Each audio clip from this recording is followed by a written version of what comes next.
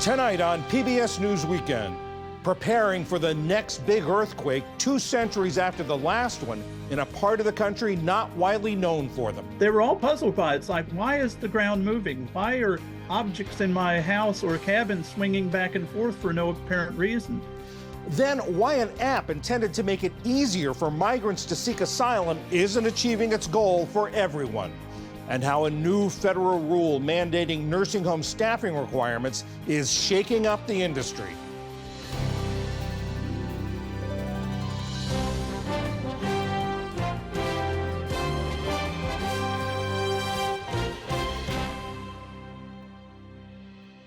Major funding for PBS News Weekend has been provided by and with the ongoing support of these individuals and institutions.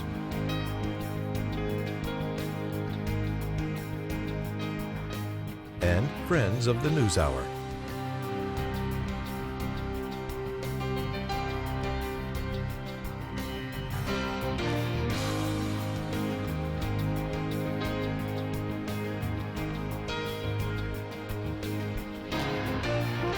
This program was made possible by the Corporation for Public Broadcasting and by contributions to your PBS station from viewers like you. Thank you.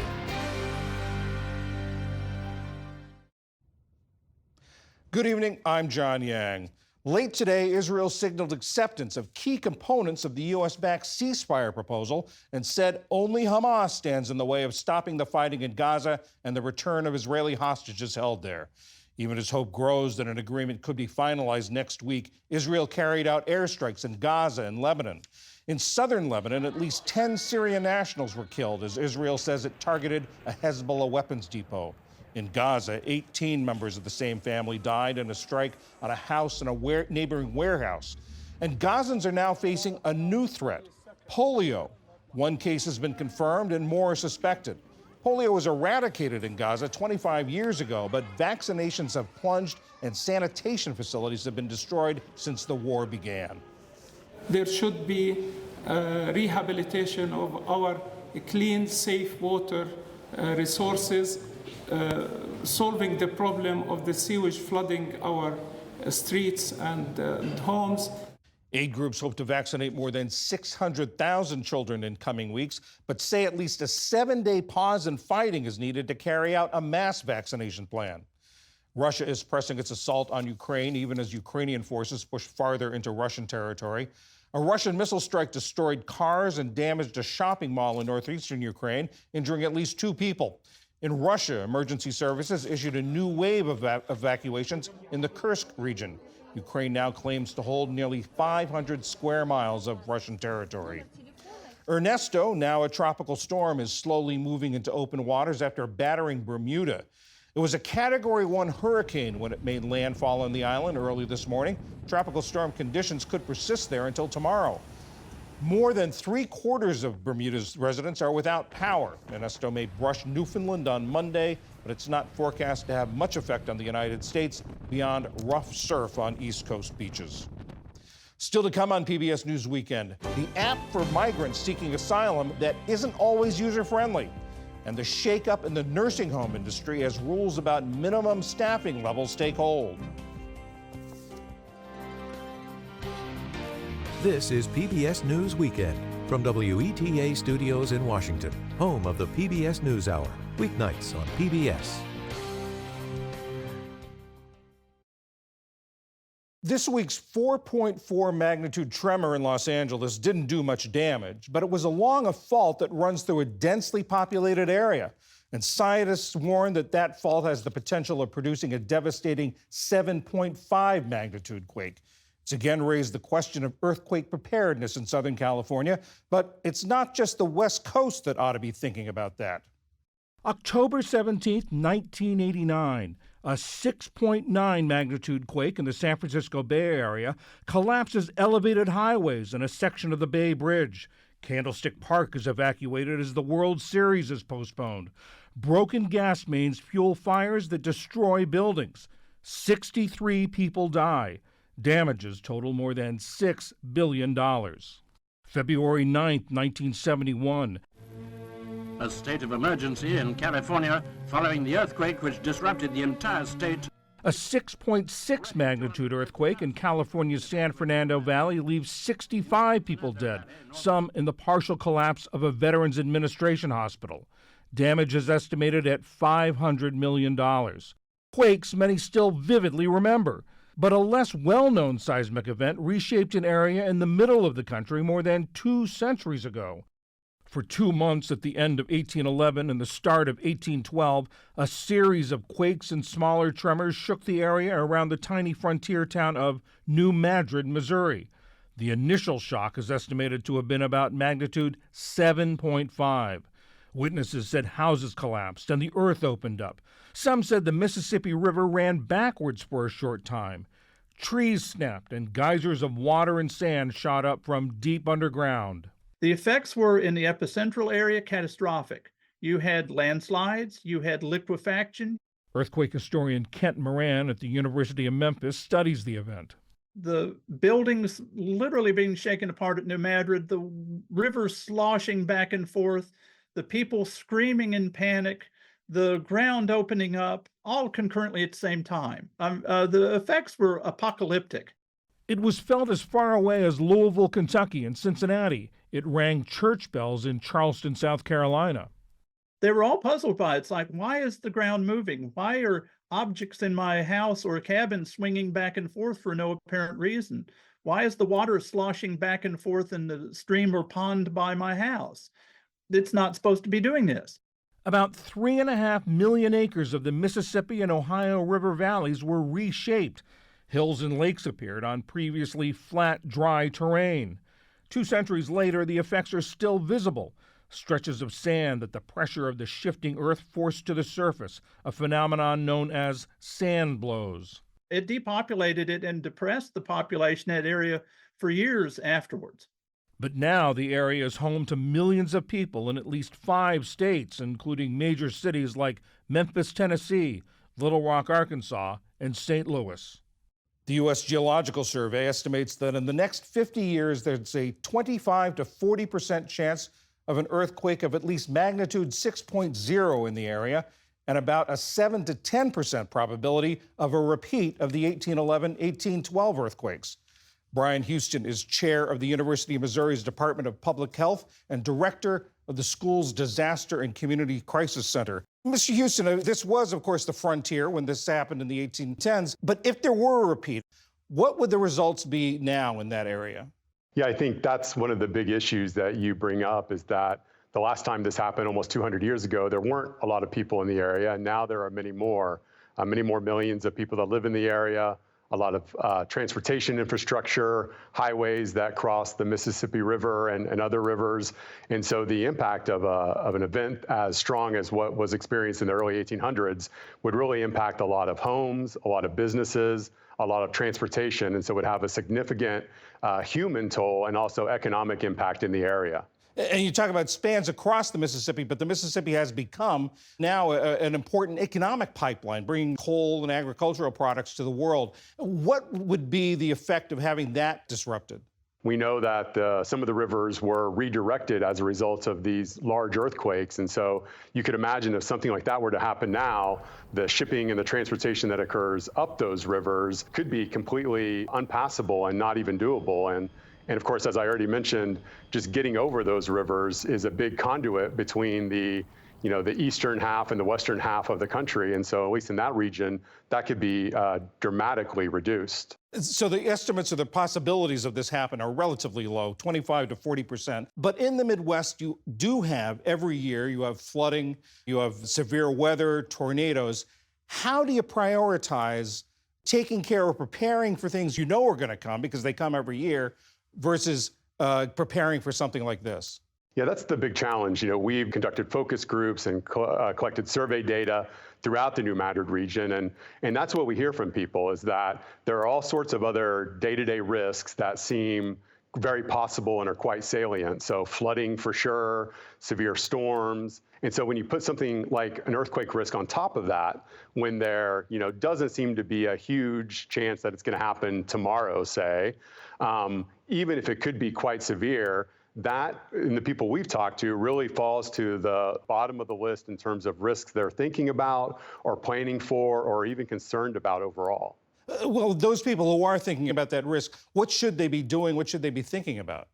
Yeah, there's sort of a range of activities that individuals and families can take to prepare for an event like this. At kind of the most basic end, there's things like, prepare a disaster kit and have some water and some food and some important medications and documents in a place that if an event like this happens and there's damage to your home or you're displaced, you've got those emergency supplies that you need. And the nice thing about something like that is it can help with an earthquake, but can also help, if there's some flooding or a severe storm or that sort of thing. And then on the higher end, there's sort of more complex ways to more specifically prepare for earthquakes. So one of the things we recommend is to make sure heavy objects are bolted to the wall, like water heaters and heavy shelves and things like that. So if an earthquake occurs, those things don't fall down and cause more injury or damage. And then maybe at kind of the highest end of preparation is something we talk a lot about with people, which is getting earthquake insurance. So homeowners insurance does not cover damage to a home from an earthquake. And so for people living in this region, even though it may be a small percentage chance that it's going to happen tomorrow, when you imagine a major event that could significantly damage or even destroy your home, having something like earthquake insurance might be something that you want to consider doing. What about state and local emergency preparedness officials? Are they worrying about this? Definitely. And one of the things they really work on is just making sure people know that this risk exists because, you don't get a lot of big earthquakes in the area. You talk about earthquakes in the U.S. and you think about California, Washington.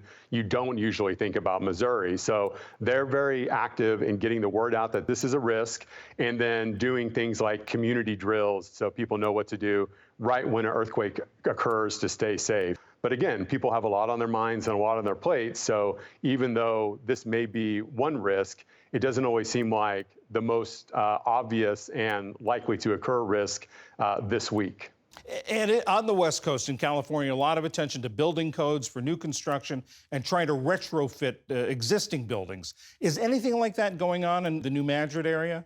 Not nearly as much as you see on the West Coast, for sure. Because not as many people are aware of this risk, I don't think that there's quite as much emphasis and support on building codes. There are definitely some efforts in some areas, but you don't see a lot of statewide policy in places like Missouri or Tennessee in this area. So there's definitely a lot of opportunity for improvement in terms of helping prepare communities relative to building codes, but not a lot going on and not a lot has been done so far. Brian Houston of the University of Missouri, thank you very much.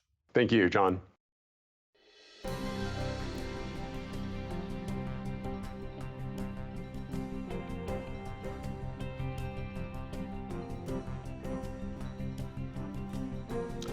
U.S. Customs and Border Protection says that in July, arrests of people illegally crossing the U.S.-Mexico border were the lowest they've been in nearly 4 years. It comes after the Biden administration imposed new rules intended to encourage migrants to use legal pathways to seek asylum. There's even an app for that. But as Gustavo Solis of KPBS in San Diego reports, the app isn't always helping the most vulnerable migrants. Migrants will be restricted from receiving asylum at our southern border unless they seek it after entering through an established lawful process. When President Joe Biden announced the new restrictions in June, he said asylum seekers should use existing legal pathways to enter the United States. And those who seek to come to the United States legally, for example, by making an appointment and coming to a port of entry, asylum will still be available to them. Make an appointment. Sounds easy, and it is, at least in theory. All you have to do is download the CBP One app on your smartphone, fill out the application, and schedule an appointment. But in practice? The app is famously glitchy. In preparing for this interview, I tried to use the app. I downloaded the app and I tried to make an appointment and it glitched out. That is Jeremy Young. He's an attorney with Al Otro Lado, a nonprofit law firm that represents migrants with asylum claims. And Young says that CBP One has bigger problems than just being glitchy. Not everyone has a smartphone. Migrants without smartphones cannot get appointments. Also, the app only comes in 3 languages, so good luck if you do not speak English, Spanish, or Haitian Creole. And using the app is practically impossible for migrants with certain disabilities. For example, people who are blind. What the app does effectively is it precludes these people from the asylum process. The app's biggest problem might be that demand heavily outweighs supply. There are only 1,450 CBP-1 appointments available every day, but tens of thousands of migrants trying to get one. What you're doing is you're funneling everyone into one line, and the line is already longer than any line you've ever seen in your life. President Biden's executive actions do not increase the number of CBP-1 appointments. Already, the average wait time in Tijuana is 7 months, and local officials worry that shelters will overflow with people waiting for appointments. Llevo ya casi 6 meses. Jasmine, an asylum seeker from Mexico, says that the long wait times are taking a toll on everyone's mental health. Aquí en los albergues, There's a lot of anxiety and depression here in the shelters, especially among the women and children. She says that a lot of the women and children in the shelter are depressed and anxious. Some of the women are experiencing hair loss. pero sí es frustrante. Yes, it's frustrating. Several mothers here are going bald, the ones who've waited here 5 or 6 months. Maria, a woman traveling with her 2 teenage sons, started to cry when asked her how long she had been waiting. No. Es mucho tiempo esperar. It's been such a long time to wait. We're fleeing because of organized crime back home. Maria says she decided to flee her home in the Mexican state of Michoacán after a local drug cartel burned her business to the ground and tried to recruit her sons. She doesn't feel safe in Tijuana. Maria has tried to request asylum in person at the legal border crossings, but every time, Border Patrol agents just keep turning her back, telling her to use the CBP-1 app. Pues nos dicen que tenemos que pasar. They say that we have to cross legally. But what do we do if there are no legal options available? Maria says she wants to follow the legal process, but she's starting to lose hope. And she's not alone. Officials in Tijuana say CBP-1's long wait times actually contribute to illegal crossings. Enrique Lucero is head of Tijuana's Migrant Affairs Department. He says roughly 1/3 of migrants who cross the border illegally only do so after they try to schedule CBP-1 appointments. Y ellos llegan con mucho estrés postraumático, con psicosis. They come in with a lot of post-traumatic stress. They want to come across as quickly as possible because they believe that whatever they're fleeing will follow them to Tijuana. He says migrants lose hope after waiting several months. Lucero believes that forcing more migrants to use the app without increasing the number of appointments could intensify the crisis that Biden says he's trying to solve. If you're going to impose these new rules, then you should increase the number of CBP-1 appointments, right? In June, several immigrant advocacy groups filed a lawsuit to block the new rules. For PBS News Weekend, I'm Gustavo Solis in Tijuana.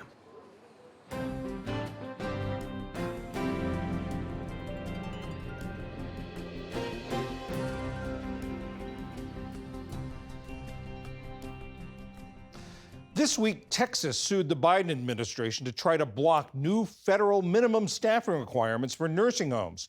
The new rules could eventually require facilities that get money from Medicare to hire tens of thousands of nurses and aides. Ali Rogan looks into this controversial mandate. The nursing home rule, announced in April, phases in staffing requirements, including that a registered nurse be on site 24 hours a day and that each resident get a minimum number of hours of direct care each day. But like many industries around the country, these facilities are grappling with staffing shortages. We spoke to one nursing home worker who's been on the front lines of care for 34 years. Not everybody's teeth get brushed every day. People's nails aren't cut like they used to. Beds aren't being made. Staff has to take shortcuts to get things done because there's less of them to provide all the care that the residents need. The system is so broken and so shorthanded and so difficult to manage with the different combinations of patients that you're not able to provide the care for the people that really need it at the moments they really need it. The new rule faces pushback from the nursing home industry for being unrealistic and from patient advocates who say it doesn't go far enough. Jordan Rao is a senior correspondent at KFF News and has covered nursing homes for more than a decade. Jordan, thank you so much for being here. Why did the Biden administration want to put this rule in place? Well, the pandemic really exposed the degree to which nursing homes were in dire straits. I mean, over 200,000 people died in them just from COVID alone, and that put a lot of pressure on it. And so there's been pressure for years, really decades, to improve the core issues there, which are, some of those were mentioned in just before, but also people falling a lot because of low staffing. Bed sores are a regular problem, people not getting their medication, people not getting food on time and such. And they saw this as an opportunity to really push hard and make some fundamental changes on staffing. It has been getting some backlash from various stakeholders. Why the backlash? Well, it's very expensive. I mean, it's going to cost billions of dollars to staff up for the industry as a whole. Now, some of these nursing homes already have enough staff to meet the minimum requirements that the Biden administration is requiring, but most don't. And it's going to be extremely expensive to hire those people. And a lot of people don't want to take these jobs right now. I mean, if you're a nursing aide, the average pay is about $19 an hour. People don't want to do that. It's a very, very difficult job. So in some places, they'll have to increase the wages. So the industry claims that they can't afford it.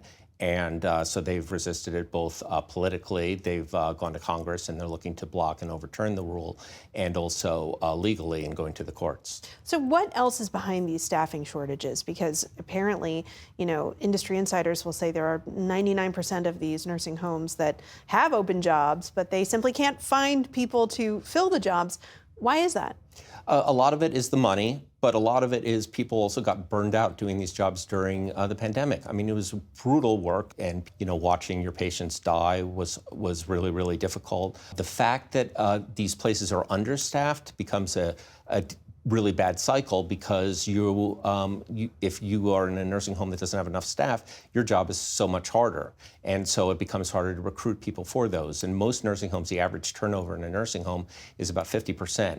Every year. There's also a problem in that there's not really a career ladder for some of the people. So if you go in at the lower level, you're not really working towards something. And so a lot of people are like, hey, I can make the same amount of money or more money working at Target or even working at McDonald's. And it's a much easier job. The labor unions that represent a lot of these nurses do support this role, and we heard from April Verrett of the Service Employees International Union, SEIU, who said caregivers have been demanding safer staffing for years and finally feel heard now. So what are nursing home workers who are currently in the industry telling you? Well, I mean, they've for a long time felt undervalued, underpaid, also really resentful, because while there are a lot of nursing homes that are really in dire straits financially and closing up, there are also owners and corporations that have been making a lot of money off of the nursing homes. There have been ones that are buying it up, and they just feel like there's a lot of money out there that should be spent on the quality of staffing. And that has sort of been one of the major issues that isn't being addressed in this rule, which is how much money do these nursing homes, or some of them, need to staff up at this level. And there's no money attached to the rule. It's just you've got to hit this level or else you're in trouble. Are these nursing homes equipped to comply? It's hard to generalize, right? I mean, I think that there's some nursing homes, there's about, let's say, 20% that are doing it. There's going to be about 20% that are going to be able to get a waiver from it because they're going to be able to demonstrate that there just aren't enough, qualified workers in their area.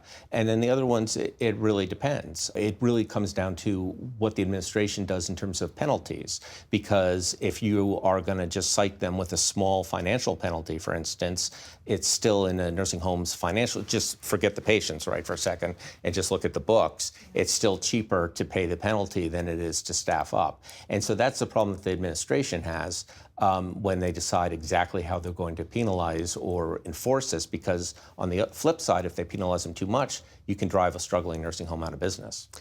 What do analysts say about whether this is a Band-Aid on a bigger issue, or is this really getting to the heart of an industry that has been problematic for decades? It's both. It's a floor, right? This is a minimum staffing. So no one is saying, like, if all your nursing homes are staffed at this level, the care is going to be fantastic.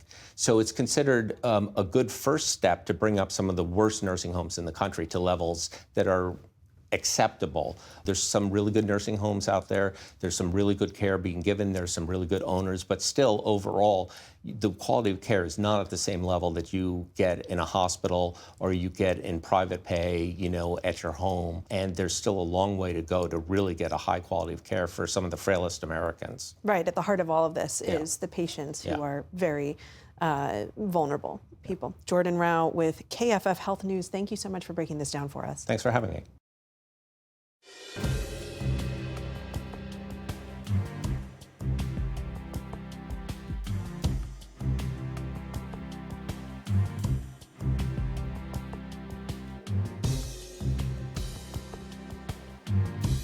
And that is PBS News Weekend for this Saturday. I'm John Yang. For all of my colleagues, thanks for joining us. See you tomorrow. Major funding for PBS News Weekend has been provided by Consumer Cellular. This is Sam. How may I help you? This is a pocket dial. Well, somebody's pocket. Thought I'd let you know that with Consumer Cellular, you get nationwide coverage with no contract. That's kind of our thing. Have a nice day.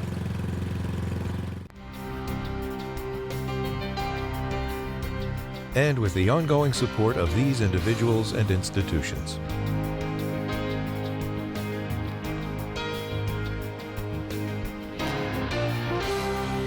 This program was made possible by the Corporation for Public Broadcasting and by contributions to your PBS station from viewers like you. Thank you.